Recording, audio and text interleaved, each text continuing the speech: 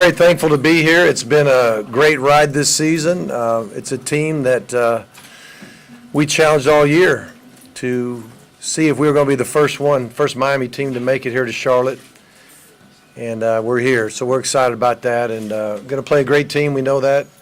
Anybody who wins 42 of the last 45 games is pretty outstanding. Obviously, Clemson's won the national championship a year ago and last couple ACCs. And, Dabo's just done a wonderful job. So we're thankful for the opportunity and the challenge. So with that, I'll open it up. Questions, raise your hand. Let us get the mics to you. First question right here to our right. Hey, Mark. Chris Heidel from Herberton Radio. Yes. Talk about Kager's developments in September 29th when I last talked about to you on the phone about his development, how he's getting. I'm sorry, I didn't. Kager, Oh, Cager. Yeah, Kager. Yes. How's his development going since I talked to you?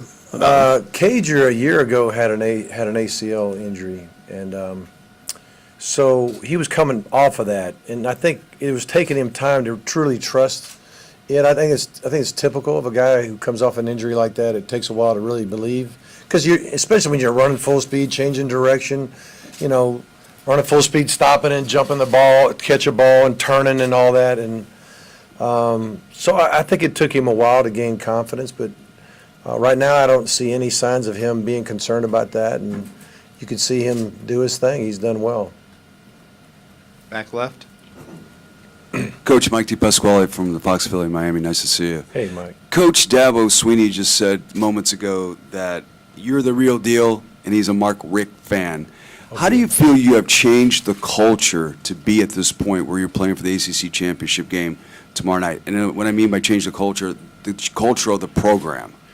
Well, first of all, I think Dabo's a real deal too. He's a great coach and a great person. I have no doubt in my mind I know he's doing things the right way. You can tell he's been recruiting for 8 years at a high level and watching, I know he's developing them physically and mentally and spiritually, and I really admire the way he does his business too. I don't even know what the culture was, to be honest with you. When I got there, I was just more concerned about letting the guys know how we were going to go about our business. And so it wasn't like I went in there and said, hey, we got to change this, we got to change that. I was like, this is how we're going to do things. And, the first thing I had to do was hire really, really good coaches, guys that were competent and guys that were going to do it the way I wanted it done. And that's, coaching them and loving them but doing everything in a first-class manner, And we believe in family. We believe in togetherness and unity, and we just believe in good old-fashioned hard work. And so, I told them in one of the first meetings, how many guys want to be champion? They raise their hands. Everybody raised their hands. Well, how many's willing to work and earn the right to be a champion? And they, of course, they all raise their hand, but then that's when things get started. And I say, okay, well, if that's what you want, this is how we're going to do it. And so I think we've been real consistent with them. I think they know we're going to work hard. We're going to trust each other. We're going to go through adversity together. And then good things we felt like could happen, and they've been happening for us. Back of the room. Hey, Coach, this is David Hood with TigerNet.com. In looking ahead to this game, do you feel like Clemson has any advantage because they've had so many players that have played in this game the past couple of years? Yeah, well, first of all, being used to winning at a high level, being used to being a champion, not only an ACC champion, but a national champion, playing in 2 national championship games in a row. I mean, it doesn't get any bigger than that. So, they've all experienced that. That's experience is a great teacher. We all know that, and we're just experiencing some things for the first time as a group of coaches and players. And so, it should be an advantage to have lived through those types of moments. Again to our left, Coach. Coach, Pete Yanity from WSPA TV in Spartanburg. Your thoughts watching Kelly Bryant now and really dialing in film this week, what you see, what it is about him that impresses you, that kind of thing. Well, I've seen him more on TV than coach's tape because I'll spend more time looking at defense because I am spending time, game planning and coaching QBs and all that fun stuff. But he's a true dual threat. I mean, he's the number 2 rusher on the team, 637 yards or whatever it is. He's hitting 67% of his passes. He's 8th in America in that category. That's pretty exceptional. They're as balanced of an offense as you can have, and a lot of it has to do with his ability to run and throw exceptionally well. And when they play defense, the way they play defense, a lot of times you don't have to do something spectacular. You don't have to have spectacular numbers to be a championship quarterback, and I think he understands that part of it too. Any other questions? Front row. Coach Brandon O'Doy, football hotbed. Yeah. Coach, a lot has been made with the injuries to Herndon, Richards, but guys like Dale and Lawrence Cager and even Langham has been huge at times. How have they responded this week, and Right. what onus have they taken as far as their roles and what they have Well, to you can't sit there and just watch him and go, oh, he's different now. I mean, I think they always work hard. I think they always practice with energy and a purpose. And, but I think they know in their heart they're going to get more opportunities. I mean, that's just the way it is. And, you look at losing Mark Walton, he's pretty good. Herndon, Amon Richards, those 3 guys really were the most dynamic players of their position on our team. And of course, we lost Mark early, and then we had Travis step up and play well, and DJ Dallas midseason gets moved to running back, just to try to create some depth there, and he'd have been playing a lot more receiver now, considering what's going on with the tight end and the receiver position as far as injuries, but. We've won a lot of games without Amon being there the whole time. There's a few games he didn't play or didn't finish because he's been dealing with injuries the whole season.